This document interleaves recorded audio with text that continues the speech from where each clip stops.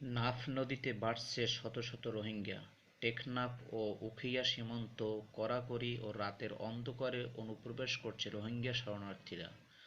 বাংলাদেশে অনুপ্রবেশের আশায় মিয়ানমার শত শত রোহিঙ্গা নাগরিক টেকনাফ উখিয়া সংলগ্ন নাফ নদীতে নৌকা নিয়ে ভাসছে। দিনের বেলায় border guard, Bangladesh BGB, coast guard বাহিনীর সদস্যদের উপস্থিতিতে অনুপ্রবেশ সম্ভব হচ্ছে না, তাই রাতের আঁধারেই নজরদারি এড়িয়ে তারা ঢুকে পড়ার চেষ্টা চলছে। ইতিমধ্যে টেকনাফ উখিয়া উপজেলার বিভিন্ন সীমান্ত পয়েন্ট দিয়ে কিছু রোহিঙ্গা নাগরিক বাংলাদেশে অনুপ্রবেশ করেছে। তারা এই দুই উপজেলা, পাহাড়, জঙ্গল বিভিন্ন স্থানে আগে থেকেই বসবাসরত। রোহিঙ্গা পরিবারের সঙ্গে মিশে যাচ্ছে, কিন্তু এ পর্যন্ত কতজন এভাবে প্রবেশ করেছে নিশ্চিতভাবে কেউ বলতে পারতেছে না।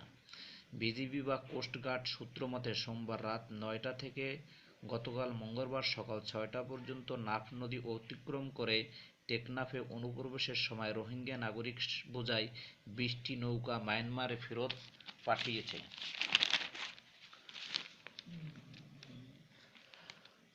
এ সময় উখিয়া সীমান্ত অতিক্রম করে বাংলাদেশ অনুপ্রবেশের সময় বিজিবি ৩৫টি শিশু, ২২টি নারীসহ ৬৬টি রোহিঙ্গাকে আটক করে আবার মায়ানমারে ফেরত পাঠিয়েছে।